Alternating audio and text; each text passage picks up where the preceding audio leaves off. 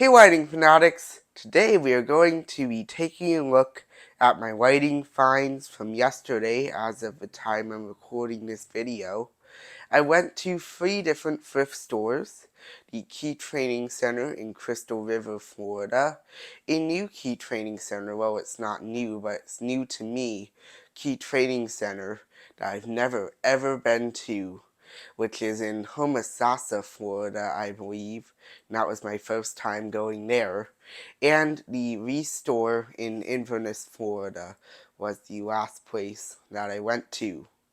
But anyway, I'm going to show you all my finds from those thrift stores.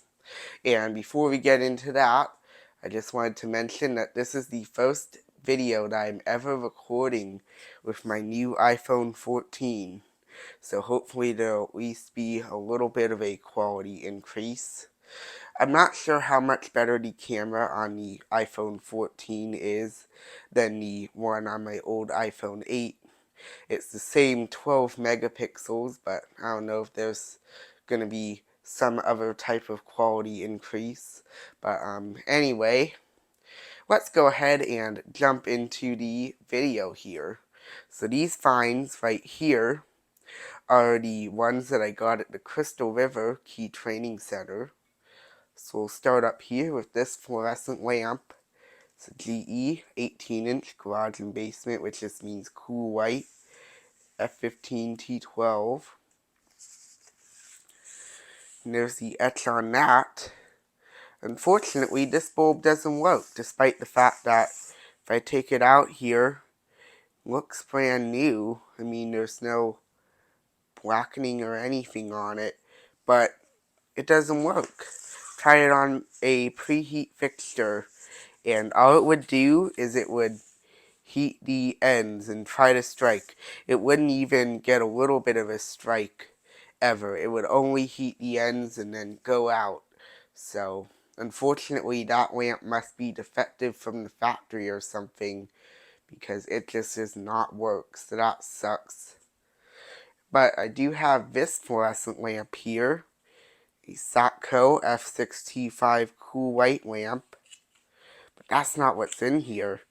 It's actually one of these Philips soft white F6T5 lamps. These are actually triphosphor 830, which is really interesting, because these are one of the only common triphosphor miniature T5 lamps ever made for whatever reason. For some reason with these lamps, halo phosphate was always the standard. You rarely saw triphosphor ones. But this one does work just fine, and it is triphosphor, you can tell, because it has green flicker band. I guess it must have some halo phosphate in there too, though, because it also has, it's like a half yellow and half green flicker band, so there's probably halo phosphate and triphosphor in here. But yeah, that's really cool. I've been waiting to get my hands on one of those for a while. A triphosphor F6T5 lamp. We'll go ahead and take a look at this next. It's a Westinghouse StickUp Bulb. I have another one of these StickUp bulbs. It's not the Westinghouse version like this one. It's just the regular StickUp Bulbs branded one. And that one I actually got without the package. It is brand new, but I did not have the package with it. It was not there at the thrift store. So I have that one, but I don't have the package. But I saw this at the Key Training Center, and I was like, ooh, it's got the package. So I decided to pick it up so that I can have the one with the package. And now I have both versions of these too, the Westinghouse one and the regular StickUp bulbs as seen on TV one. So it's really cool. Even has the Westinghouse logo on the top of it. But yeah, that's really neat. Glad I got that. Here we have a Lights for America 20-watt CFL. You might recognize this design from the 15-watt one. that I did a video on a long time ago. I didn't even know that they had a 20-watt version of this CFL, but they must have made them at least those two different wattages. But there's actually something even more surprising about this bulb. I was not expecting this, but when I turned it on, it turned out to be daylight colored. It is not warm white like the 15-watt one I have. It is daylight. It doesn't say it anywhere on here, but that's standard fare for CFLs of this time. They rarely listed the color temperature on them. But yeah, that's cool. A daylight 20-watt version of one of those weird Lights of America CFLs with the two larger tubes and the two smaller ones. Really funky design. And then finally we have a little GE 15-watt incandescent bulb. I mostly just bought this for potential use. It's not that collectible. In fact, you can still buy those, I'm pretty sure, because they fall under the minimum lumen output for the incandescent bulbs to be banned. But yeah, a little soft white 15-watt incandescent bulb works just fine. Might be able to find a use for that someday. Well, anyway, those were my finds from the Key Training Center in Crystal River, Florida. So now we're going to move on to the finds from the Key Training Center that I just went to for the first time, the one in Homosassa, Florida. Alright, here are my finds from the Homosassa Key Training Center. So we'll start over here with this Circline. It's a nice old GE Cool White FC8T9 Circline, of course 8-inch, 22-watt. Really like this package design. Show the back of it. Wow. They even show Circlites, the whole family of them. Circlite 100, which is those weird 44-watt ones. The two-way 150-watt one. And the 60-watt one, which uses a standard 22-watt lamp like one of these. Very cool. FC8T9 CW. Even show you how to install it too. They really used to put a lot of love into these packages and their designs. But there's something really interesting about this Circline. I'm going to go ahead and take it out and you'll see what I mean. Ta-da! It's missing the top part of the connector on it. Look at that. How funny is that? You can see the wires inside and how they go to the filaments inside the lamp on both sides. And I guess that's where they put the mercury in and then close it off. There's the other side of those pins. It's literally just missing the top piece that goes on there. That's so interesting.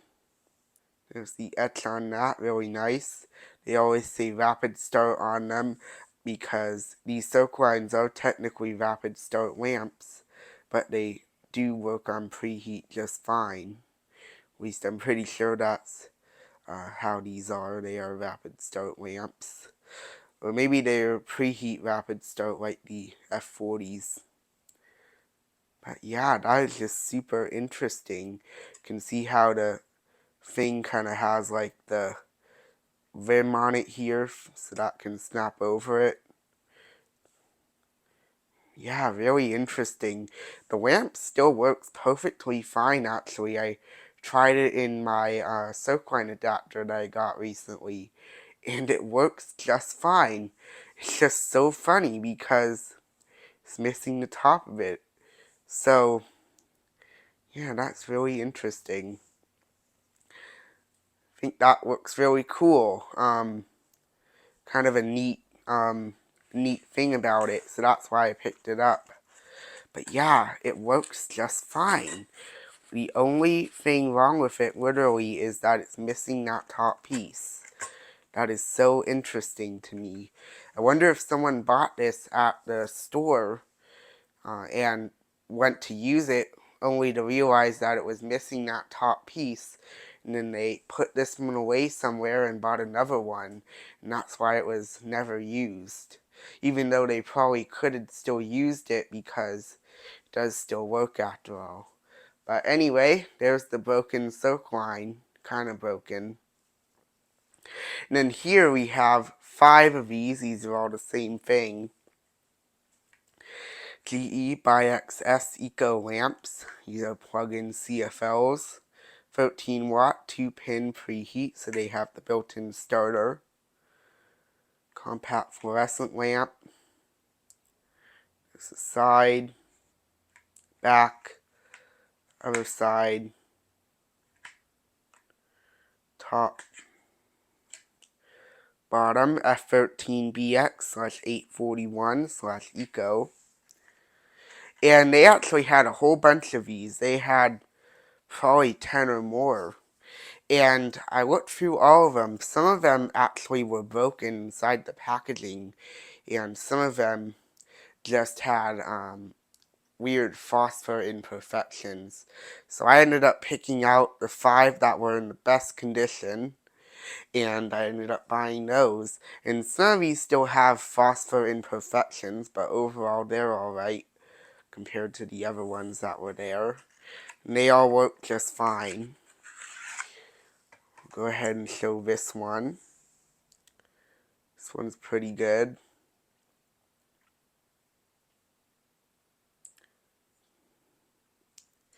Yeah, they all work just fine.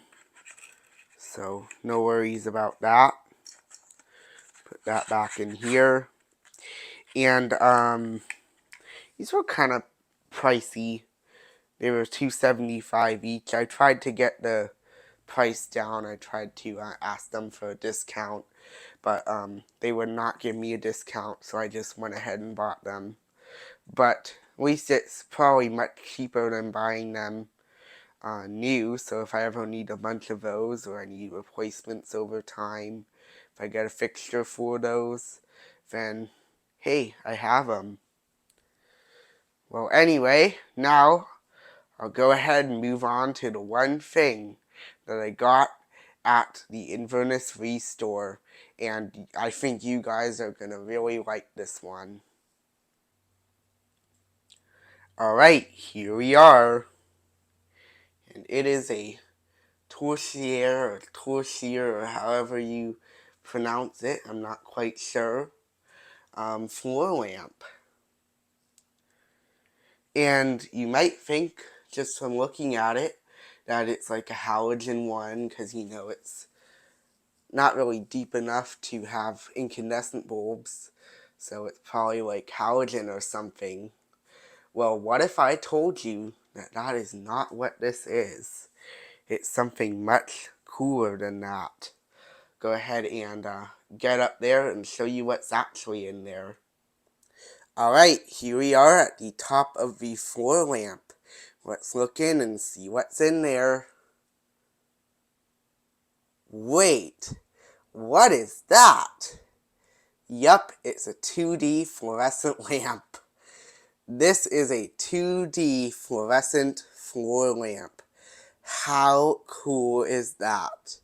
This uses a 55 watt 2D lamp. Kind of show you that. It's a very well used lamp or bulb that came with this lamp. It's a GE one 3000K. I think these only come in 3000K. The 55 watt ones for some reason. You can also see the very yellowed ballast under that. It's a universal ballast, electronic of course. And I'll kind of get some views of the stickers that are in there too, so you can see all that. But yeah, that is just the coolest thing ever. A 2D floor lamp. The ultra wide camera on this iPhone is making it very nice to record this. But there's something even cooler about this floor lamp than just the fact that it uses 2D fluorescent lamps alone. And it's this on the side here. Watch this. Alright, it started up. You can see the 2D fluorescent lamp. It has to warm up. But now, watch this.